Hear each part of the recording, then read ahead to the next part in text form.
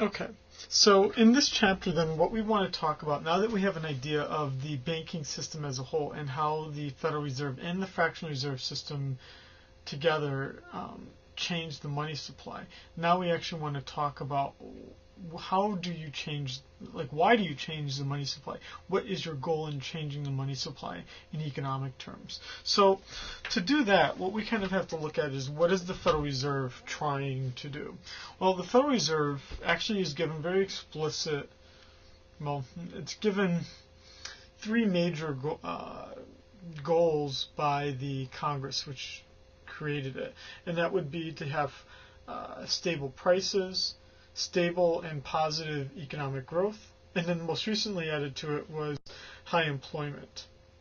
So, and on top of that, although not listed in the original powers, it would be to have a stable financial system. So the Federal Reserve is going to want to alter the money supply to achieve those goals. And when we say the Federal Reserve, we basically mean the two groups, the Board of Governors and the 12 district banks. So there's basically three ways that the Federal Reserve can then alter the money supply. The one is with what's called an open market operation. Open market operations are the buying and selling of existing government debt. Open market operations are done with the FOMC, the Federal Open Reserve Market Committee. So we have open market operations. The Federal Reserve buys and sells existing government debt. When the Federal Reserve buys existing debt, it is increasing the money supply.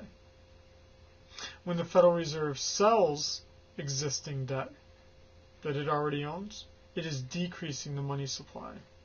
You want to be familiar with how those changes occur there, so rewind the video if you need to.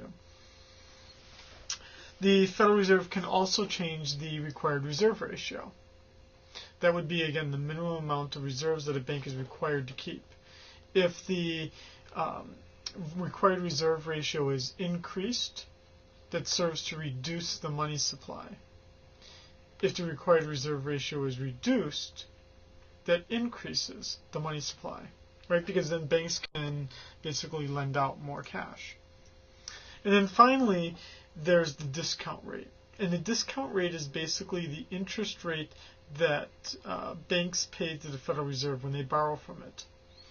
And if the Federal Reserve lowers the discount rate, or basically lowers the interest rate for money it lends out to banks, well, when a bank borrows from the Federal Reserve, that increases the money supply. So lowering the interest rate, the discount rate, would increase the money supply. Banks would be more likely to borrow from the Fed.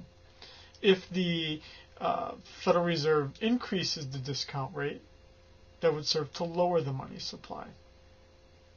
Now, what you want is you want the Federal Reserve to be able to do these things, to change the money supply without interference from the federal government. In fact, you want a Federal Reserve that is basically outside of the realm of politics. That's why members of the Federal Reserve serve such long terms, because you want them to be able to serve like for an entire president, right? So that the president gets grumpy with them, they don't just kick them out. And the reason why you want the central bank to be free of interference from the federal government, from politicians, is that it contributes to price stability. Economies that have lower inflation are economies that have a central bank that is free of interference from politicians. So let's look at how this looks. Now,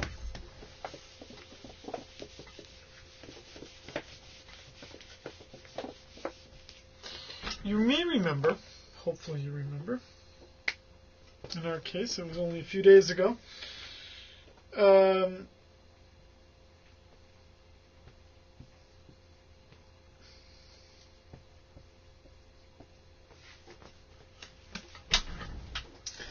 that we could have a situation, right, for the economy as a whole that looks like the following, with a downward sloping aggregate demand curve and a upward sloping short run aggregate supply curve. Now, what we haven't yet talked about is the placement of the long-run curve, the long-run aggregate supply curve. In fact, all we had done in the original lecture was just put it right down the middle. But it's not always going to work out that way. In fact, it's only one of 3 possibilities. In this first scenario, let's call it long-run aggregate supply curve 1, which is what we've seen before.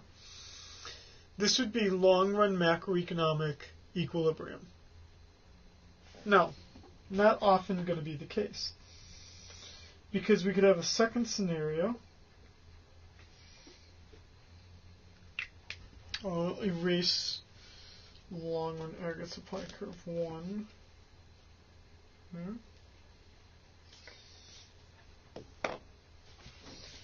Where it's actually to the left. Now, what would this mean?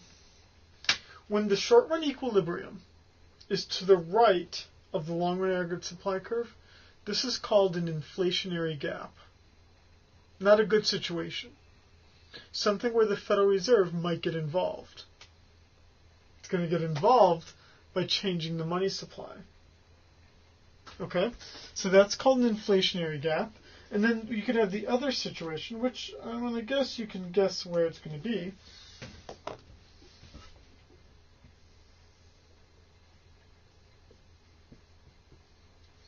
Is that the long-run aggregate supply curve could be to the right, and that the short-run equilibrium is to the left of it.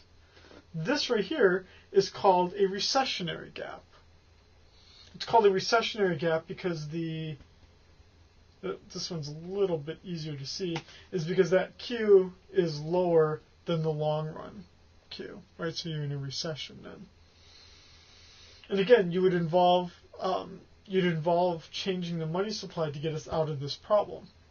So let's just redraw this here.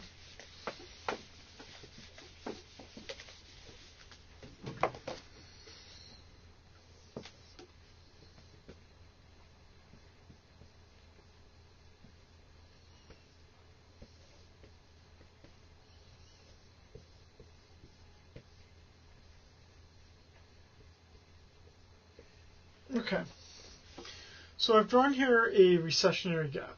So we're at point 1. Not a good situation. People are grumpy, we're in a recessionary gap. Now, if we didn't do anything at all, what would happen is that eventually the short-run aggregate supply curve would make, over a long period of time, years and years and years, would slowly adjust, so that's why I drew kind of several of them, would slowly adjust until it gets to point 2. That's an incredibly painful and long experience, though. Now, the reason why this short-run aggregate supply curve would move on its own is because in a recession, prices would tend to fall.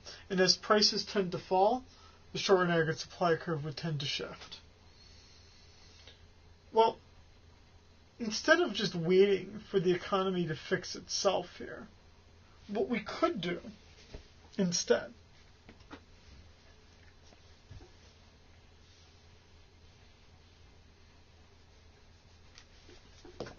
is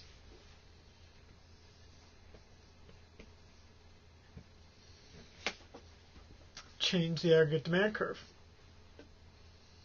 We could change the aggregate demand curve like this by changing the money supply.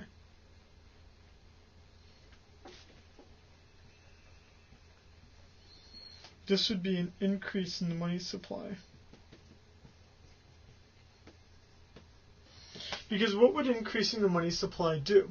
It would shift out this curve, and the reason why it shifts out this curve is because increasing the money supply is going to lower the interest rate, lower R. And as the interest rate falls, what happens? We know that consumption increases, we know that investment increases. Components of the aggregate demand curve. Go back to, what would it be, chapter 23, I believe? 23 or 24? 24, I think. of what the determinants are of aggregate demand curve and the things that all change it. One of those is the interest rate. As the interest rate falls, consumption will rise, investment will rise. Moving the economy immediately to, or at least in a 6-month time period, to the long-run equilibrium. Now,